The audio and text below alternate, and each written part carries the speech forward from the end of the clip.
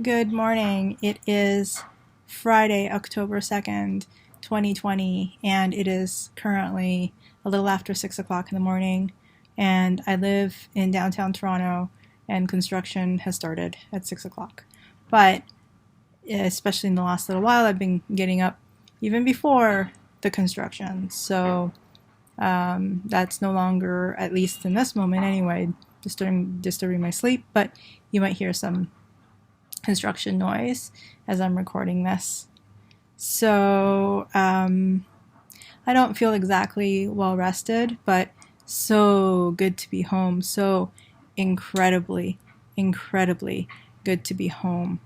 The one thing I will say that I took away from the hospital is just having some head elevation while I'm sleeping on the bed was I really liked that. It was a comfortable way to sleep. So I'm going to be shopping around for a bed wedge, hopefully a pretty decent one that will also maybe simulate some of that, or just provide me with a little bit more of an angle as I sleep. Maybe that'll improve my quality of sleep as well. But I have all these new things now. That's this. I have this, and I have a bag that collects the bile that's coming out of my body, and that's permanently, well, at least it's attached to me at the moment. And it's, yeah, like just sleeping with those things is a bit of a challenge. I got up a few times at night to check the bag to make sure that it isn't collecting too much bile while I was asleep, and potentially like exploding or something. I mean, that's sort of, I guess, the thought that I had in my head. So I did end up emptying it around 4 o'clock in the morning. It was about half full, but that's when they suggest that it be emptied. So I did that, and I think that that allowed me to sleep for an additional 2 hours without really thinking about that as a potential thing that can happen. So yeah, I mean, I would rather clearly be home than be in the hospital. So it was so nice to be at home and being in my own bed, albeit in this new way. So October the 2nd. So I woke up this morning, and bad habit, I checked my phone, and what do I see? Apparently, Trump in the U.S. and his wife, the First Lady, are tested positive for the coronavirus. I mean, like, wow, what kind of a year is this? You know, I know the elections are coming up over there and all that kind of stuff, and all that aside, but it's been such a shit show. I mean, this entire year. Clearly from the personal front, as I'm talking to you about it here, but for this to also be happening to me while this insanity seems to be is happening globally it's unthinkable. I mean, who would have ever thought? But the one thing about this coronavirus thing that I have a lot of worries about. I don't want for it to be the thing that ultimately does me in. Because it potentially could, especially once I start chemo. I'm going to be pretty immunosuppressed.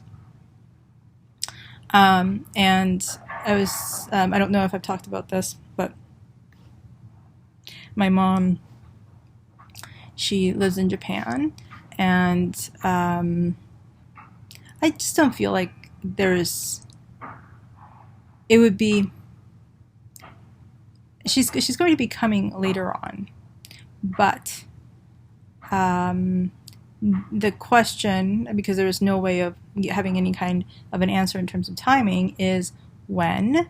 But then when we do decide the when, we have to also build in 2 weeks because she's going to have to be self-isolated. She's coming from Japan. So what is that gonna look like, right? I mean, still that's still a ways to go.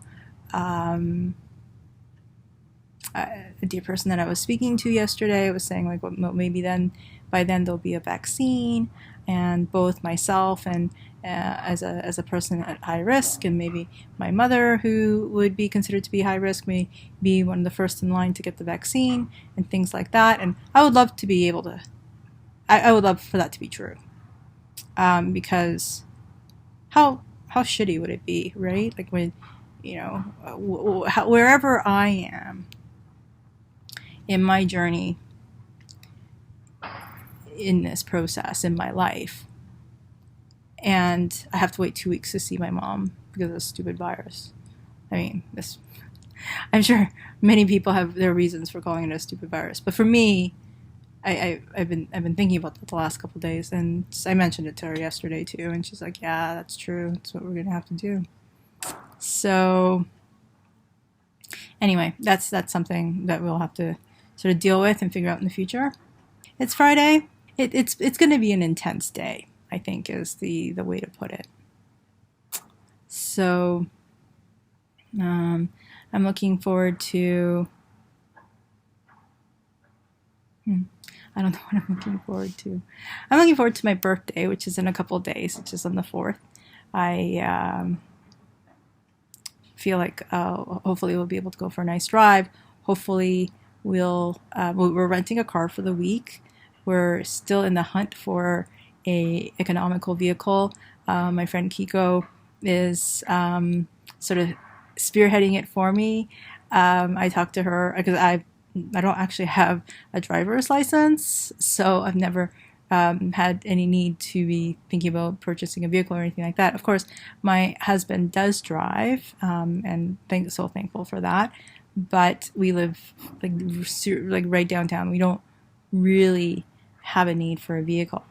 The only thing that has really precipitated us to actually rent a lot these few months was because of a lot of the lockdowns and things like that we've experienced, and we just didn't want to feel cooped up, so we rent a car and kind of wipe it all down and have it for a few days so that we could just feel like we're a part of the world in some ways. So that's something that we've been doing. And then once the last few weeks with my health, the clarity, I guess, on my health has sort of like become more and more apparent. And as I mentioned, I have a guardian angel who is providing us with the funds to be able to purchase a vehicle. So my friend, my dear friend, sister, I would say sister, not a biological sister. That I think the whole sister from another mother thing, definitely that. She is on the hunt for me because she is more well versed about vehicles and purchasing vehicles than I am. So hopefully in the next very soon that we can sort that out so that we no longer have to rent, and the chemo treatments start in a couple of weeks, and we'll just have like the stable transportation that's at our disposal at any time. So looking forward to that.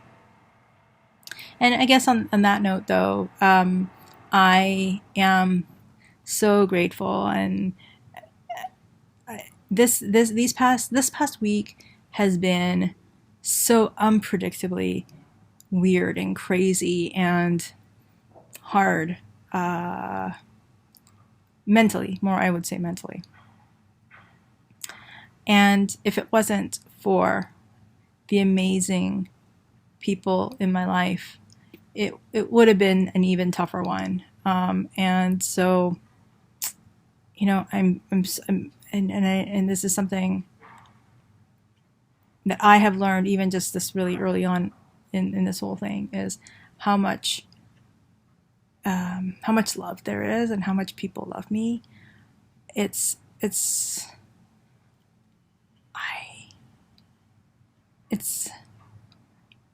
sometimes like I've walked through the world or live through the world sometimes thinking it's like, oh, people have their own lives, and that's true. People have their own concerns and their own things going on. But there have been people like my husband, my friend Kiko, my guardian angel, my mom, who literally kept me sane in the hospital. Kept me sane. Because without, they all couldn't be there. My mom's in Japan, and with the coronavirus, and can't really have visitors, like only one visitor, and that was Joe. And he was a lifesaver. He was a lifesaver on so many different ways. Like, he brought nutritious food for me and things that I needed, that allowed me to just get some stuff done while I was there. But also his care and his touch, because hospitals, and especially again with this stupid coronavirus, like, no one touches each other, right? I mean, and by touch, like through rubber gloves, isn't the same thing as having skin to skin contact. It's almost inhuman, And one of the things that I noticed with my neighbor and my roommate in the hospital was she really never got touched, and especially with maybe love and care. So the whole time I was there, and she was in so much agony, and it really, and certainly I'm nowhere, I'm not even in the vicinity of the amount of pain that she is experiencing. But for me, having Joe come by every night while I was there and just holding my hand, or for him to be stroking my arm, that was part of what helped me through the whole thing.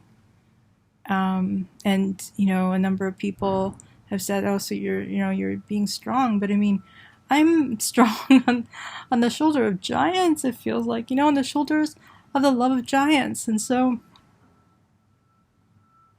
this is, I'm shown every day how important it is, how love is so important, how important it is to love and to receive love. So, whether you find yourself in a similar position as me, or, you just have a full, long, healthy life, just the love thing is real. It's really real. So on that note, I'm pretty sure that I will be able to record another video today. Again, please subscribe if this is an interesting journey to follow along with me. And if you would like to support me further as I go through this journey, because I know in some months from now, like finances, and even now as I'm closing down my business, my practice, finances are a little precarious, but I would like to be able to live as fully as possible with the time that I have left with the folks who care and love me, and to be able to spend as meaningful a time as possible with them as well.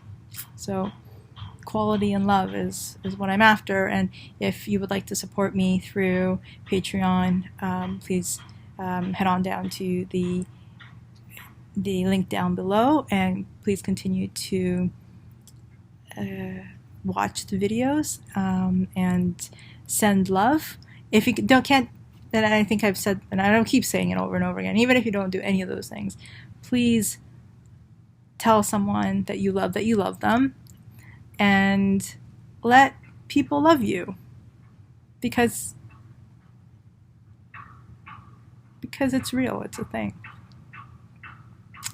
So on that note for today, on that note for now, this morning, 6:20, I